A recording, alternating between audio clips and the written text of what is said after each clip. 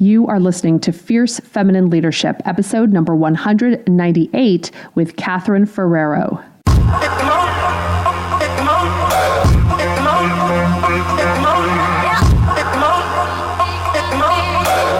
Welcome to Fierce Feminine Leadership, the success podcast for women in business. Each week, we feature interviews and advice to help you step into your power and lead your way. Now here's your host, women's leadership expert, Eleanor Beaton.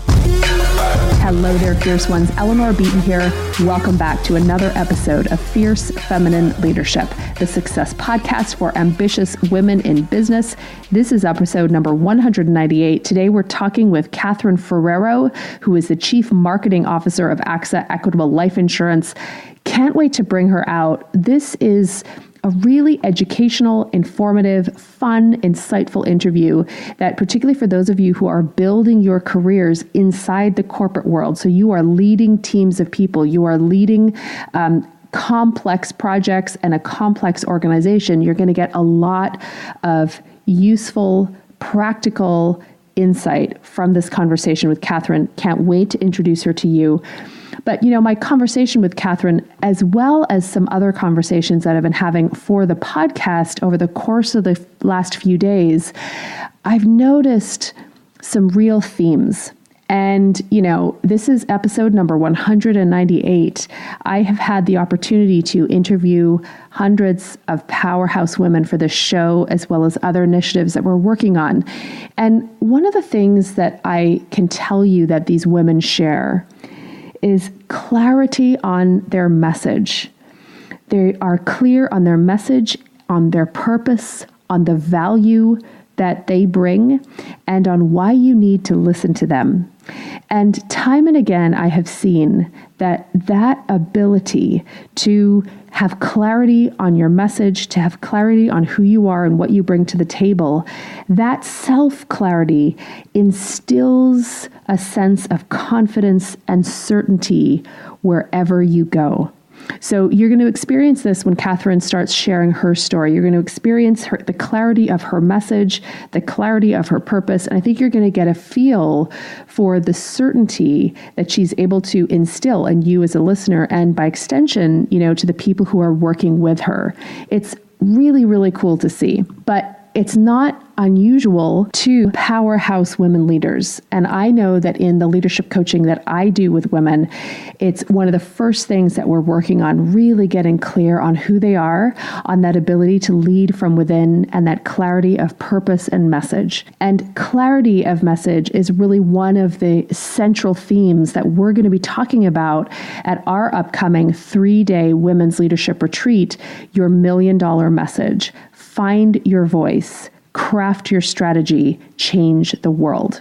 Now, I'm sure you've been to other women's leadership events, but this is a totally new breed of women's leadership retreat. We're going to be focusing over the course of these 3 days on tips, strategies, personal leadership skills that you need to build in order to consistently show up as a woman of preeminence in your organization, in your industry, in your community. And I know that as more women step into these roles of preeminence, own that ambition, and bring to the world a clear and sparkling message, I know that we're going to start seeing the kind of change that we need to see in our world. That's why we put on this event.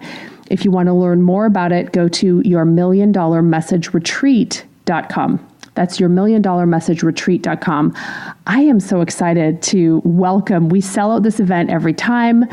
We'll be selling it out again this time. So if you want to join us and take advantage of some early bird pricing, you can go ahead and get that at yourmilliondollarmessageretreat.com. So let's talk about Kathryn Ferrero. She's the Chief Marketing Officer of AXA Equitable Life Insurance. She oversees all aspects of the company's marketing outreach, including digital marketing and communications. Prior to this, she was Managing Director and Chief Operating Officer of one of AXA's retirement plan services businesses. And she's been in the company for some time, holding leadership positions in product, corporate strategy, and distribution. Really interesting career path. She's going to talk about that. This is a woman who became an EMT That's emergency medical technician at 15. Okay. She worked as an EMT from age 16 to 22. She ended up leading teams, driving the ambulance, saving lives. I mean, it's an incredible story. And she talks about this experience as a child or as a teenager and how it ultimately helped shape her leadership abilities today and certainly fast-tracked her road to the C-suite. She's going to talk about how after college, she really pivoted her plan to become a doctor and decided to follow her curiosity and stay open and give business a shot.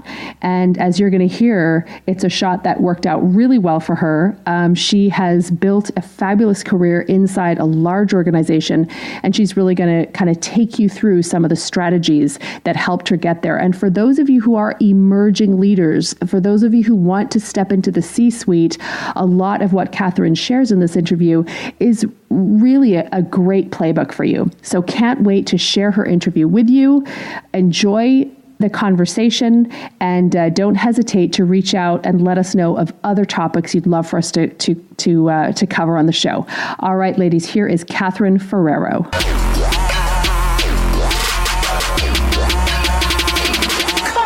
Kathryn Ferrero, welcome to Fierce Feminine Leadership. Thank you, Eleanor. It's so nice to be here. So I gave our listeners earlier an introduction to you and your professional background, but I would love for you to take it a step further. Tell us about what you do. Absolutely. So I was recently named the Chief Marketing Officer for AXA here in the U.S. For those who don't know, AXA is a major global financial services and insurance company based in Paris, France. I am the CMO here for our U.S. operations, which really covers 6 different businesses ranging from life insurance and retirement planning all the way to wealth management services and providing financial advice to Americans. Got it. So it's a big job, it's a big job, which I love. And is obviously one of the we love to feature powerhouse women leaders on our show. I'd love for you to kind of take us back and take us through your career path. How did you get started and how did you ultimately end up where you are today? Oh, it's quite a winding path, that's for sure. I think, and it's interesting because I think a lot of the reasons why I was asked to take this role go back to the 14 or 13 years that I've been here at AXA. When I started here, I started right out of college. I've been here my whole career, and it was very happenstance, to be honest. I was pre-med in college. I had been on a one-way path. I had a one-way ticket to medical school, if you will. Everything I did my whole life, from the classes I took to I was an EMT in high school, to being pre-med in college and taking my MCATs, it was really the only thing I had ever focused on. And I had this sort of, I don't know what you call it at 22, but a 22-year-old life crisis when I was graduating from Villanova, where I realized that I wasn't sure that medical school was the right path for me. And I wanted to go out and really see what else there was out there in the world. So I decided my MCAT scores were good for 3 years. So I said, let me go out and figure out, what else there is. And if worst comes to worst and I don't find anything else, then I had, clearly a track record to go to medical school. And I actually stumbled on AXA. I was a couple months out of school. I was trying to figure out what I wanted to do, going on a bunch of different interviews. And I really got hooked by the culture here. The people, the management team.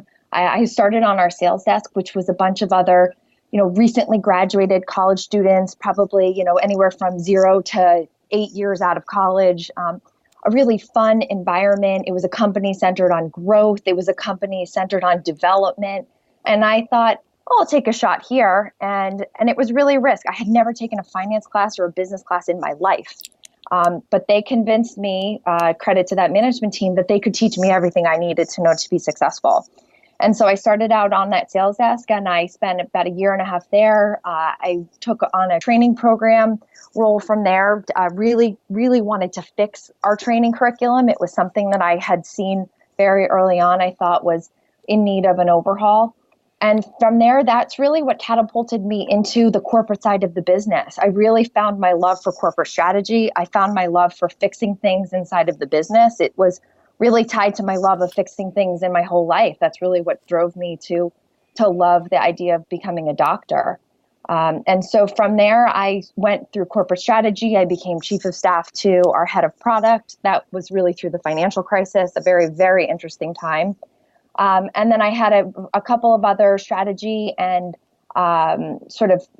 initiative driving roles through 2011 through 2014. And then I really had, 2013. And in 2013, I moved into my first real operational role where I was the chief operating officer for our retirement plan business, which was my first chance to really demonstrate that I could deliver. I had demonstrated that I was a really good strategy person, and I really loved that. But the question was can Kathryn actually deliver results on her own? And so I did that for 3 years, absolutely loved it, decided that's when I wanted to really run a business and stay on the commercial side. And that's really where I was working my way to. And a bit of a, it's a bit of a change in direction in December when I was asked to take on the CMO role, really because I had the background of the 6 businesses we have here in the US, I've worked in 5 of them. I've done all 3 levels of distribution that we have. And I was asked to take that left turn to really help the company grow and help make marketing more relevant to the business areas, help drive revenue, help the company grow, knowing that I know what all the opportunities as well as the challenges are inside each of those business areas. So I think in summary, all the last 13 years, I never expected to be in marketing, nor did I ever expect to be a CMO. But all the experience I had here is really what has prepared me for a job like this. So there's a lot of really interesting things to draw out about your experience and about your path, to the C-suite. And I can't wait to dive in with you. But I have to ask, you were an EMT in high school. And that's emergency medical technician. Medical technician. Exactly. That's amazing. Can you just kind of take us back? That's outstanding. I mean, how did that come about? I love that.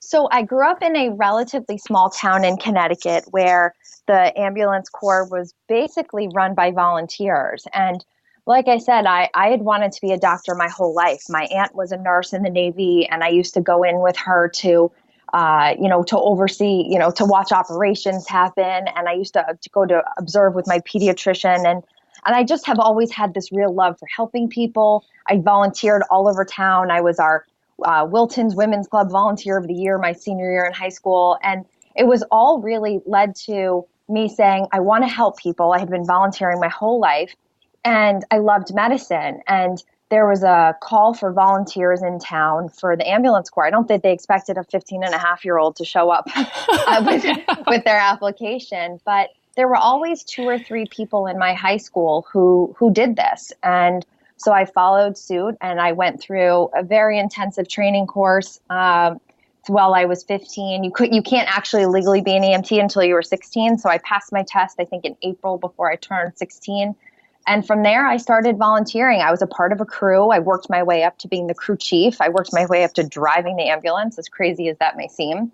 And I was an EMT basically from the day I turned 16 until I was 22 when I graduated from college, and I let my licenses go at that point. So it was an incredible experience. I learned how to work in groups because you work with the police and the fire trucks on every single call, as well as the ambulance crew. I learned how to lead a team. I learned how to lead people older than me, people younger than me, men and women from a very early age. It was just something that was ingrained in me. And it was really, everything I did, was about helping people. And I still have in my office hanging up a letter that a woman wrote to the paper about how impactful I was on her life when she was out of town and her child had been in an accident. And I happened to be the only female who was there that day when her son was injured, and just how much it meant to her that I really took care of him more than just trying to make sure that he was okay. And those are the things that just always kept me going and really, were very formative in both my personal life as well as how I thought about my career and what I wanted to do. Yeah, it just sounds like, as you're relating what it was like to be an EMT and all the leadership lessons that ultimately have I suspect served you tremendously inside a corporate environment. Just a really amazing story and experience. I just love that. I mean, driving the ambulance, Kathryn. I know. It's amazing. It's amazing. Most people still can't believe it. Right? Yeah, I know. It's great. So one of the things that really comes through from sort of an attitude approach is curiosity. And you talked about the willingness to give it a shot. And so when you look back over your career, it was that curiosity and the willingness to make a pivot, to say, to stay open and to be like, I've wanted to go to med school, but I'm going to try something else. I'm going to give something else a shot. How important do you think openness is, that attitude of curiosity and openness, when it comes to forging a powerful career? I mean, I think it's critical. I'm not sure that you can forge a powerful career without having some level of intellectual curiosity and, frankly, some level of risk taking. It's funny because I have a 2-year-old daughter now, and I watch the way she interacts with the world and how she's learning, and it's funny to hear my parents say how much I was like that from a really young age. Like, I was the kid that never stopped talking and asked questions. Why is the sky blue and why is the grass green? And frankly, my parents used to say that they would offer me money to stop talking sometimes and stop asking questions. But it's honestly, it's how my mind works. And that level of curiosity stretches from wanting to be better at my job and learn about what's happening in politics and religion and what's happening in world events to, what's happening on social media and what's happening in the fashion world today. I've always joked that I'm a bit of a nerd, but I really love to learn and really get my hands deep. I've always said it's not sufficient enough for me to know what time it is. I want to understand how the watch works. In fact, I was walking past a building the other day with my husband in the city, and I was like, how do you think they build a building? And he's like, I can't believe this is what goes through your mind, right? But that's really how my mind works, and it's how I think about work as well. I'm always up for a challenge. I'm always ready to take on a project that I know little to nothing about, because I know that I'll ask enough questions and I'll talk to enough people to get at least far enough to be able to put something solid together for people to react to. I mean, it's literally, I think it's in my DNA. I think it's how I was raised, and I think it's how I'm sort of motivated and inspired every day. So, one of the things about being curious and open and having that kind of beginner's mindset in a way where you're approaching things with a curiosity of a child that keeps you open, it keeps you, you're getting new information. For a leader, it's so important. The challenge, though, for many leaders is that the higher you rise, sometimes the more expertise you have, you've been inside the organization for 12 or 13 or 14 years, you know how things work. And one of the risks as a leader is that can start to dull your curiosity. Or, the higher you go, now you have, as many leaders that I speak with, they say, now I have to make sure that people give me the real deal. Like they tell me exactly how it is, not just what I want to hear. So my question for you is, as you have advanced as a leader, how do you maintain that curiosity and ensure that people are giving you the real information and not just what you think they want they think you want to hear? It's such a good question. And I think it goes back to, working for a big company. I think the beauty of working for a big company, that I found at least, is that the company is constantly changing. The businesses we're in, the businesses we're focusing on, the outside macroeconomic factors are changing, right? One day the interest rates are too low. The next day it's a legislative threat. The next day it's regulatory. It's like I never run out of things to learn, because there's just so much inherently changing in our business as well as inherently changing around us. And so I have it's going to be 13 years that I'll be here in September. And I don't think there's been a single day where I've gone home saying, I'm done. Like, I know everything that I'm ever going to know, and I need to go to another company. That's part of what I love about the company, is that they not only is there always something new to do, but the company's always really looking for new things for me to do, and new ways that I can help, and new ways that I can go help solve another problem. And so I've never really run out of things to do or things to learn. And this CMO job is a perfect example. While I know the businesses, I don't understand everything about marketing. And I'm the first person to admit that. And I think, to your point on getting the real story, I'm the first person to say when I don't know something, and I think that's something that not all leaders do. And I think sometimes there's pressure that as a leader, we're supposed to know everything, but right or wrong, I'm incredibly humble, and I'm the first person to go up to somebody on my team to say, I don't understand how our, NPS is calculated, or can you explain to me why we're doing this on programmatic and not that? And I think it's part of what helps me build the relationships. I think it's part of how I get the real information from people, because I'm not putting pressure on myself or on them that everything needs to be perfect.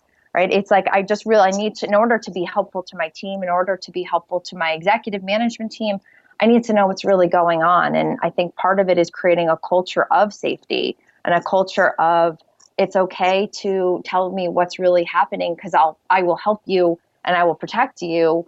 And versus if something's not going well, then they fear for their jobs or they fear for their careers, because it's not how I've ever been treated. I don't think it's how the culture of the company operates, and it's certainly not how I want people on my team to feel.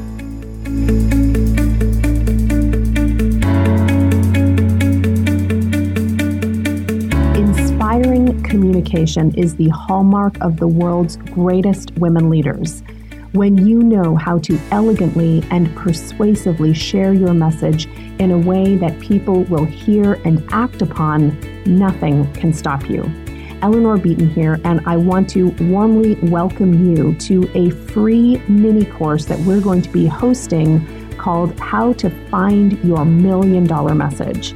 In this free mini course, you will learn the exact formula that made Sheryl Sandberg's book Lean In such a blockbuster bestseller, and how you can find your $1 million message. I'm going to teach you how you can get booked as a paid keynote speaker, even if you don't have an agent or best-selling book yet. And finally, I will share some insider secrets about how to quickly build a global brand and set yourself apart as a woman of influence through speaking. Whether you are looking to grow your business or step into your next level of leadership inside the corporate world, this training is going to give you what you need to help you elegantly and persuasively share your $1 million message with the world. To sign up to get access to this free mini course, all you need to do is go to eleanorbeaton.com/message. That's eleanorbeaton.com/message. I'll see you at the training, and I can't wait. Now, one of the things that you mentioned earlier was this idea of, inside a big company, things are changing. There's always something new. I've never come home at the end of the day and been like, you know what, I'm good. I've gotten everything I can. And, one of the things that I just want to really draw out for listeners is that, that's happening, but that is also part of the aptitude of what allows people to thrive and lead inside large organizations. It's this willingness to come to work every day, being really curious, genuinely curious about what's happening in the organization, being genuinely curious about what are the big things that are shaping our reality as a company and what does that mean for us, and really making the link between the work that you're doing every day and the big things that are shifting, the organization, and what links can you see and what can you be curious about, and how can you find a way to contribute and add value. And I think that's a big part of what allows people to make a big contribution, be recognized, have a big career. So I just wanted to really drive that home for our listeners, because very often when we hear powerhouse women talking about it, this is a theme, that willingness to be curious, right? Yeah. Absolutely. And I think, if I look back over my career to that exact point, I think the biggest thing that has brought me to where I am today is the ability to learn and the raising my hand to do more work, even if it meant working extra hours that I didn't necessarily, want to work, or if it meant giving up doing certain things in my personal life. But there was just such a drive for curiosity and such a drive to add value. I mean, I was on vacation last week and I'm reading, these books from the New York Stock Exchange. And I take opportunities to go talk to build my network through what I call meaningful conversations, right? I'm not the kind of person that just shows up at a cocktail party and will work the room. And, it's not natural for me. And so I find ways to learn through meeting people. I use my friends' connections who are to investment bankers to understand, how companies get valued. I look at different people who work in sort of the economist world to understand what's driving interest rates. Like, I don't just Google and go internally and work with people that I know. I really use that curiosity as a way to sort of build my network and find a way to really continue to grow personally as well as professionally. So that's interesting. So when it comes to building your network, you're also really looking to cultivate, technical experts. So people who have expertise in areas that matter, that can again help feed that curiosity. But I'm sure that's a critical part of a solid network, having access to these thought leaders and technical experts who can help a leader inform her understanding of the important issues.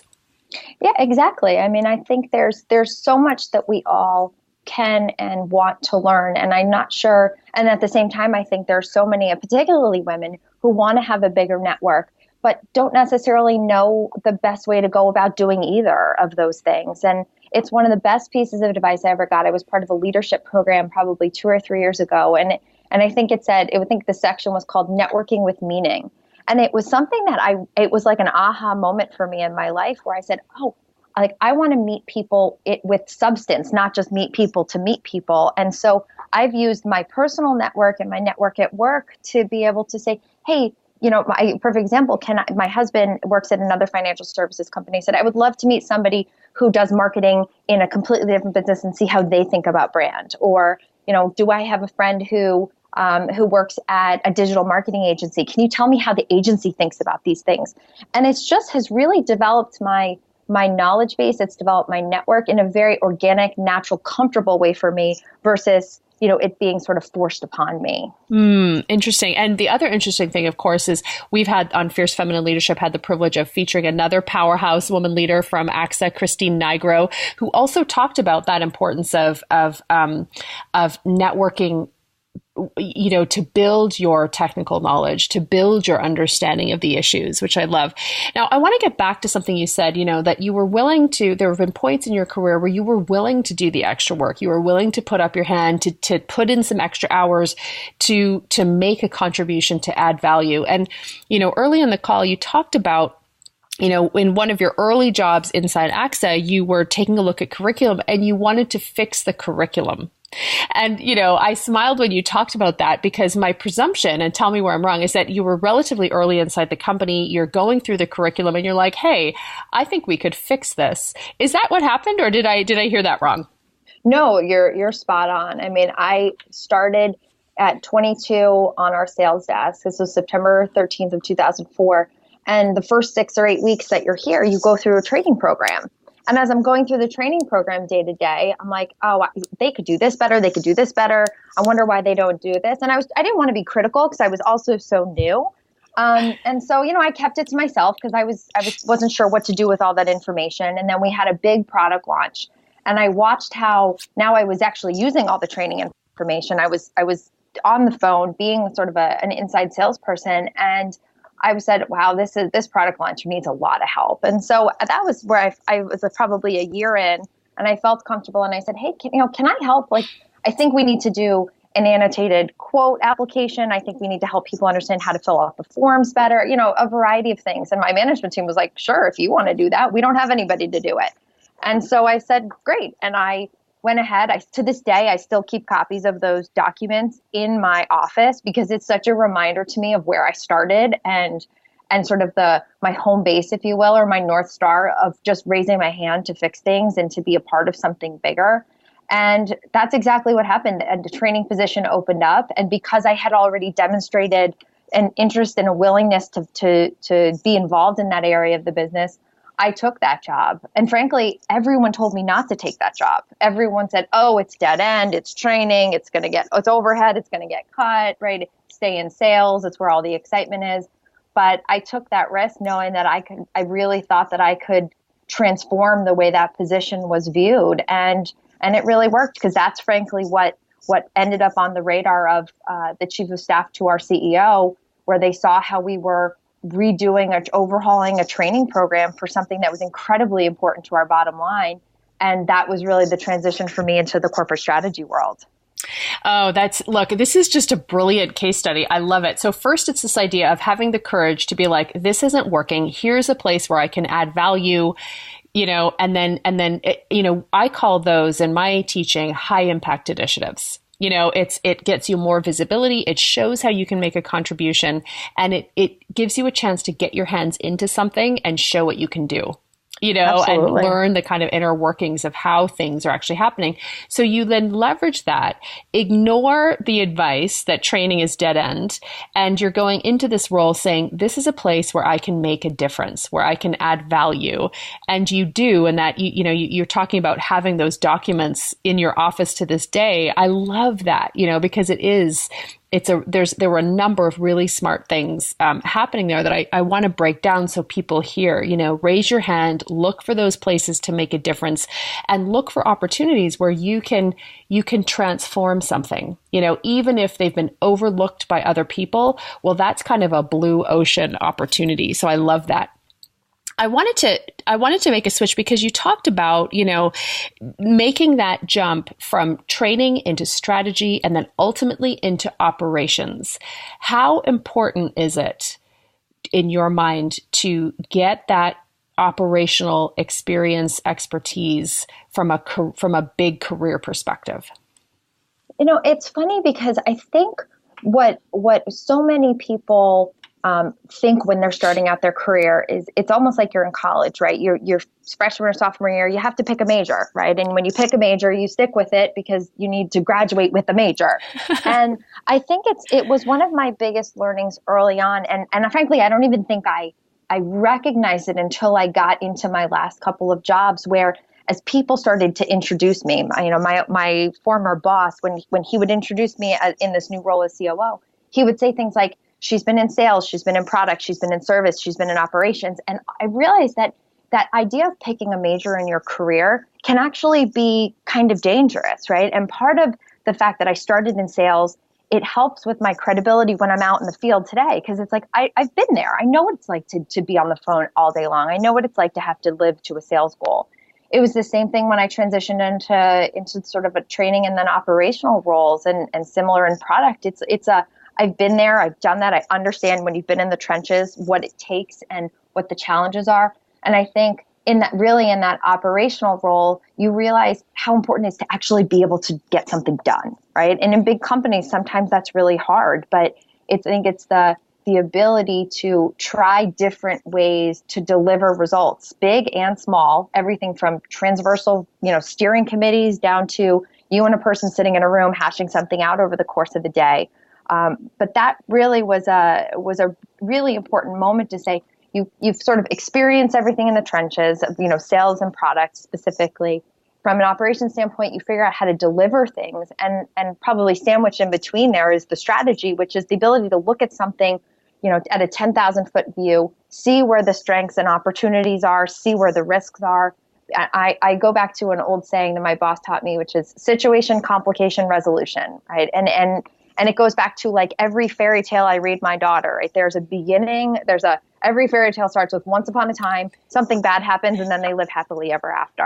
and it's like you think about essays you wrote in middle school, right? There's a beginning, a middle, and an end, an introductory, a bunch of stuff, and then a conclusion. And it's how I really think about things. It really starts with what are we trying to accomplish, what's not working about it, and what are the different avenues that we have to fix it. And I think having that sort of broad-based experience in all these different jobs, while sometimes I thought I was switching around too much, it actually is I think what's made me see some of the success I've had over the last couple of years. Now, we talked about this importance of, can you actually get stuff done? And so early in your career, if you take a look at the example of the curriculum overhaul, presumably that was a lot of you doing that work, maybe bringing in people to support from time to time, but that's not what it's like anymore. So there are many women out there who are working in larger organizations with more complex teams. Now they really need to get stuff done, and they can't just do it all. That is not going to work. What you touched on a few, but I'd love to just get some strategies from you when it comes to getting things done. Particularly inside a large organization, getting results. What are some tips or strategies that you can share with our listeners that aren't just Kathryn rolling up her sleeves and putting in lots of overtime? How do you get things done? What are some great strategies there? Well, I think the first thing is you have to start small, right? You need to get a couple of quick wins on the board. It's not coming to your boss and saying, hey, I have this idea for a new IT platform that we should invest in, right? I mean, that's a long shot, and it does take a lot of people and a lot of money to execute that. But I think part of getting there and being able to do the bigger stuff is demonstrating that you can improve on the small stuff.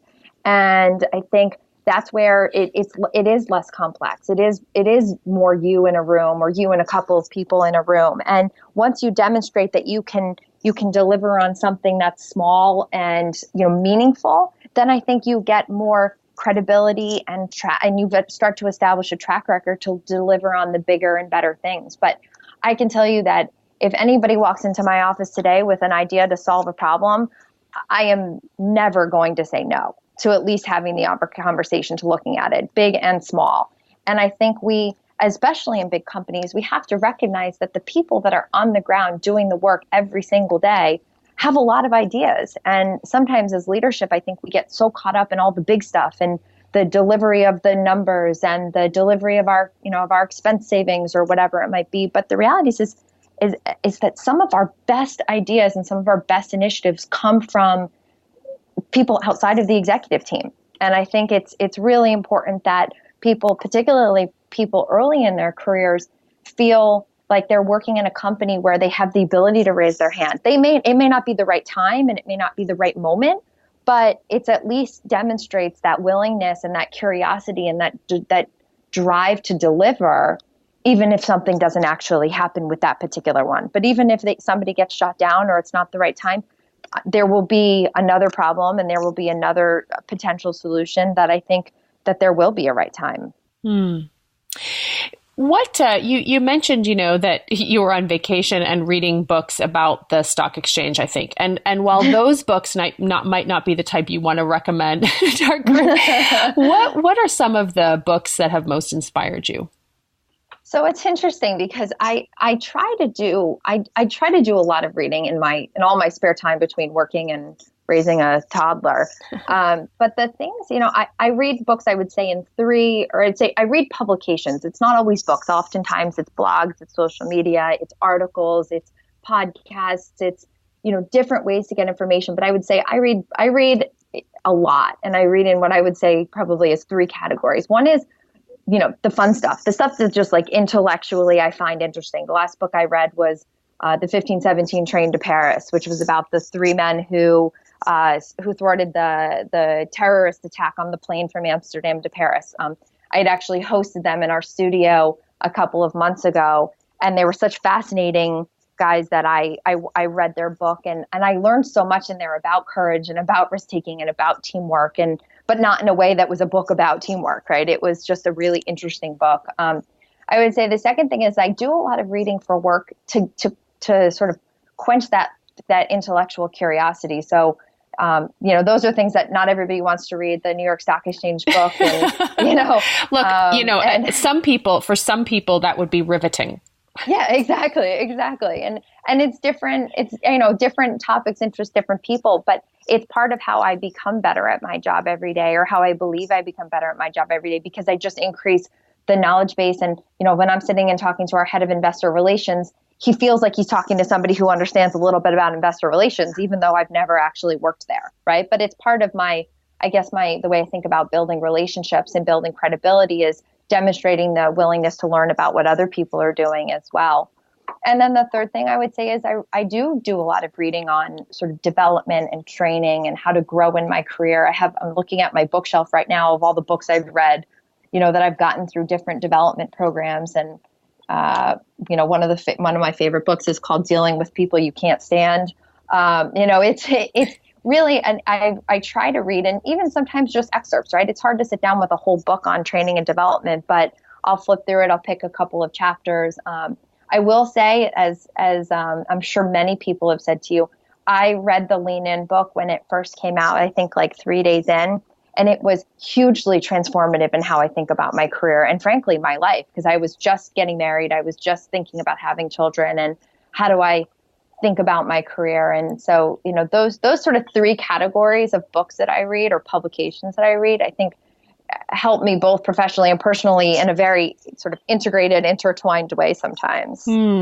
It's been such a pleasure speaking with you. And I'd love to wrap up by asking you your top 3 success strategies for women who are listening.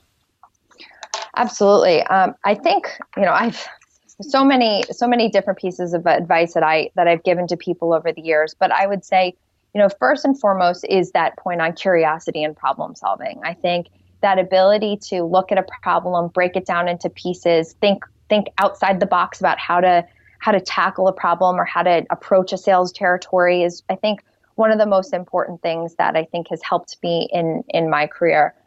The second thing I would say is I'm incredibly organized.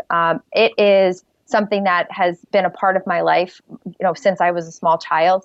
And I think that one of the things that has helped me be successful is that I'm not constantly trying to figure out what's happening, and I'm not constantly trying to track people down or track down the status of things or know where a particular project is. But I try to stay very organized in my emails and my phone calls and my conversations and my documents so that I'm not wasting precious time trying to determine where things are. I get to actually spend my precious time doing real meaningful work. And I think the last part is back to the earlier point on delivery. I mean, I think part of what I loved about strategy was my ability to think and solve problems. But what I didn't ultimately love about strategy was I didn't actually get to do anything. It was really coming up with ideas and letting other people execute on them. And I think the ability to delivering, whether it's delivering a great strategy document that other people can execute on, or actually building a strategy and delivering it on yourself, I think at the end of the day, in big companies, it comes down to engagement of employees. What is the culture? But what's the bottom line? And if we're spending a lot of time doing things that aren't actually adding value to the company, it's probably not the best place for us to be spending our time. So, sometimes it's indirect and sometimes it's direct, but focusing on making sure that everything I'm doing every day is helping the company to grow in one way or another, I think has been incredibly important for me. Now, I couldn't let you go without delving into point number 2, because I know our listeners are like, what does she do to stay organized? So I would love, can you share a little bit about, when it comes to about organization strategies, just a couple of quick tips. I'd love to hear, how do you manage, because obviously you've got multiple projects, some tips around managing multiple projects and managing your time. What are the things, the rituals that are most effective for you?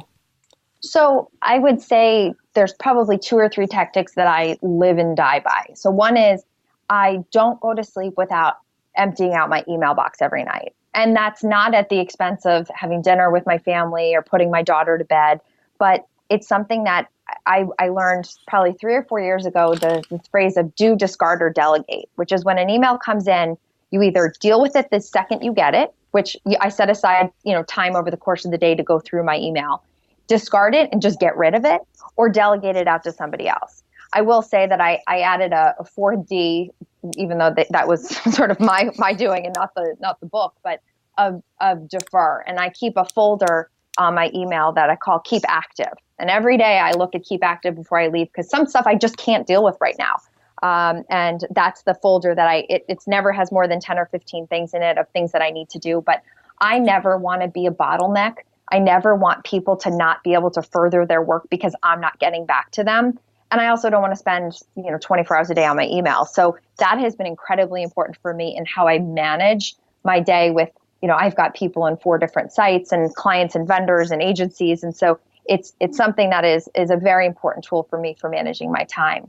The second thing I would say is I think the most important thing is to know what your priorities are. The biggest mistake I made in my career, probably I would say, and the most definitely the biggest mistake in my last job as COO of the retirement plan business is I had 10 different things that reported to me, and I spent 10% of my time doing 10 things, right? And so I was spread so thin. And what I realized about a year into the job is nobody cares whether 10 things and 100 things are going well. There's only 2, 3, 4 things that you can do at one time that can really move the needle. And as long as you understand what those priorities are and you put all of your effort and your time into really making sure that those 3 or 4 things are done well, you need to know what's happening with everything else. And so I have a very clear tracking sheet that my team keeps track of. I look at it every single day. We put very clear yellow, red, green status on every major initiative that we have so that I know where I need to spend my time in either, encouraging and rewarding people for things that are going well, or spending my time trying to fix the things that are not going so well or frankly are totally off track. And that helps me organize my time because I can't be everywhere with everyone as much as I want to. And I want to make sure that I'm organizing my time and organizing my schedule in a way that is going to make the most impact on both my team and the organization. And, just lastly, I would just say I'm just an incredibly organized in life. I believe in efficiency. I don't want to go to 2 neighborhoods in one day to do errands. I make, my errands list on Saturdays organized by neighborhood, so I save the time. I have my kitchen cabinets are labeled. I love my label maker. And it's I think my way of controlling some of the uncontrollable, and it makes my life easier from grocery shopping to dropping my daughter off at school to what I do at work. I think it's a mindset that allows me to do as much as I can do without wanting to pull all my hair out at the end of the day. Yeah, and I love that. I think it's really this idea that your organization becomes that limiting or freeing factor on your success. Absolutely. Exactly. I look at it like the engine, right? If I was disorganized and I was running all over the place and I didn't have a clear priority list or a clear list of things that I needed to do, I don't think I could get nearly as much done. So I think you're absolutely right. It's either limiting or freeing. And, I look at it really as like the engine that keeps me going. It's been such a pleasure speaking with you, Kathryn. Where can our people go to find out more about you? Well, certainly on my LinkedIn profile. As I said to you earlier, Eleanor, this is one of my first times doing something like this. So I think, it's really an open question for me as to how people want to hear more. So certainly be in touch on LinkedIn and help me think about how I can help. Thank you so much. It's been a pleasure. Thank you. You too.